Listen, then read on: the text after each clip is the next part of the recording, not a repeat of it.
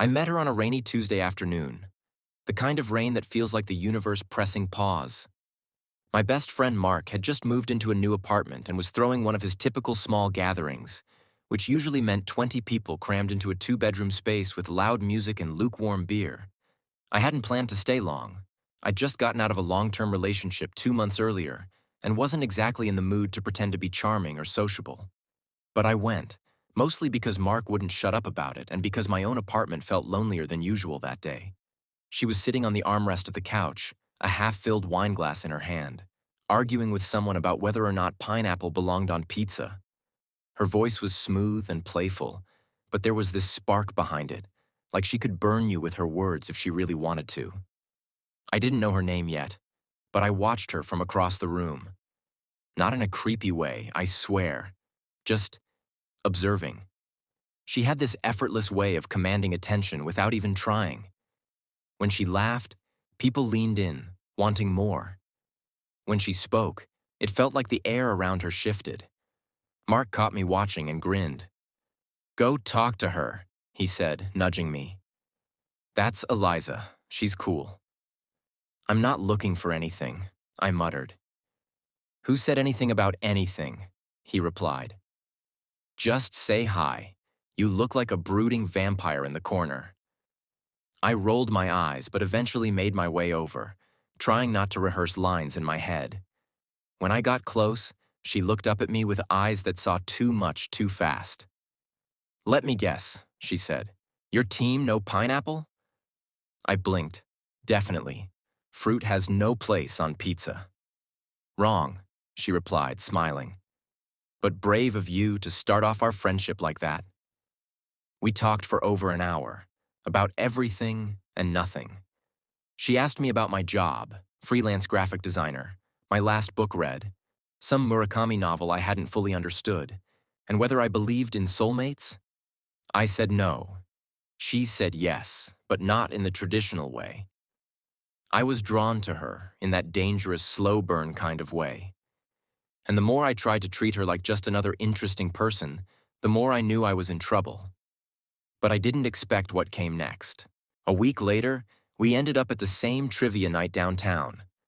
Pure coincidence. At least I thought it was until she leaned in and whispered, "I asked Mark if you'd be here." My heart stumbled a bit at that. She wore a mustard yellow sweater and had her hair tied up in a loose knot, a few strands curling around her face. She looked like Sunday mornings and old jazz records. We were on the same team. She was smart, quick-witted, and absolutely terrible at geography. I teased her for mixing up Norway and Switzerland, and she rolled her eyes so hard I thought they might stick. But when our hands brushed reaching for the same pen, she didn't pull away. Later that night, we walked to her car together. The rain had started again, lighter this time, and the city felt like it was holding its breath. "I like talking to you," she said suddenly, standing by her driver's side door. "I like talking to you too."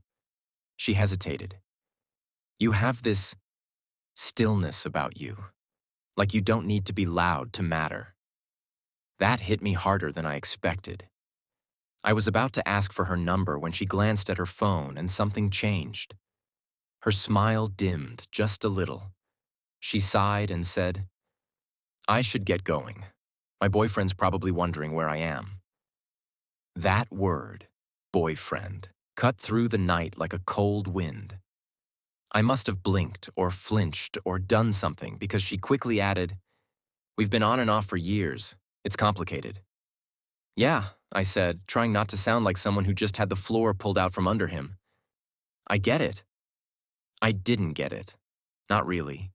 But I told myself that was it.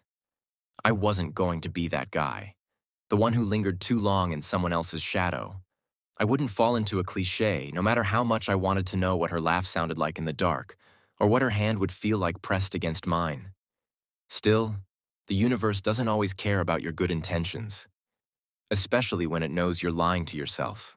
Weeks passed, and we kept bumping into each other. Some coincidences were too perfectly timed to be real.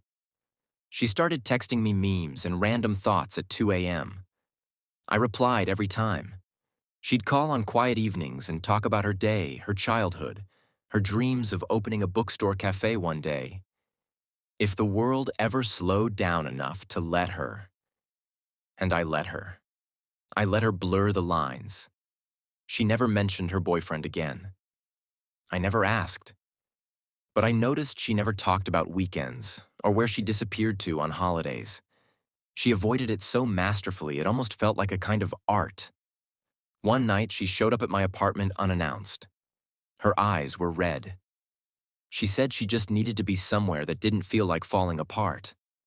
She curled up on my couch, her head on my shoulder, and I could feel the weight of everything unsaid pressing down on us. "I'm tired," she whispered. "Of what?" "Of loving someone who only loves me halfway." I swallowed hard. "Then why stay?" She didn't answer, but she reached for my hand and held it. That was the night we crossed the line. We didn't sleep together, but we came close. Too close. Her forehead rested against mine, her breath warm and shaky. "I shouldn't be here," she said. "I know." But neither of us moved. When she left the next morning, she kissed my cheek like a secret. And I knew, deep down, I was already in too deep. It couldn't last.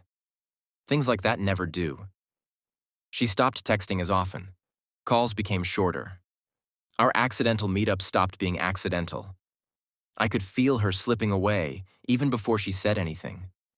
One night, after 3 weeks of silence, she showed up at my door again. No warning. Just a knock that sounded like regret. She stood there with rain on her jacket and apology in her eyes. "He proposed," she said. I felt like the floor was gone. "To fix things?" I asked. She nodded slowly. "He thinks it will. I don't know." "But you said—" "I know what I said," she cut in, her voice shaking. "But real life isn't just feelings. It's messy, and sometimes the safe choice is the only one that makes sense." "You don't love him," I said quietly. "That doesn't mean I can just walk away. There's history, families, people get hurt." I stared at her, trying not to beg, trying not to break. "You said you were tired of being loved halfway." She blinked fast. "And maybe I still am. But I don't know how to stop choosing people who don't know what to do with me." That hurt more than anything, because I did know what to do with her.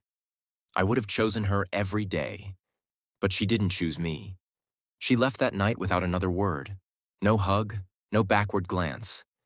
And that silence became my answer. It's been 6 months. I haven't seen her since that night. Not in person, anyway. I caught a glimpse of her in a tagged photo someone posted on Instagram, wearing a white dress, standing beside a man I can only assume is now her husband. She looked beautiful. And tired. I won't lie and say I'm over it. Healing isn't a straight line. Some days I barely think of her. Other days I catch myself replaying every moment we had like it's a scene from a film I'll never finish. I learned a lot from Eliza. I learned that timing is a brutal thief, that not all connections are meant to last forever, that sometimes love shows up at the worst possible time and asks you to hold it anyway, knowing full well it can't stay. But I also learned something else, something quieter. I learned that I want more than half measures, that I want to be someone's choice, not their escape.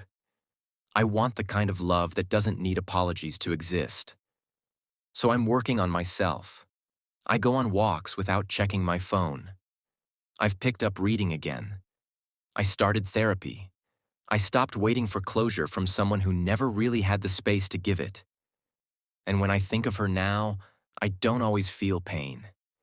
Sometimes I just feel thankful.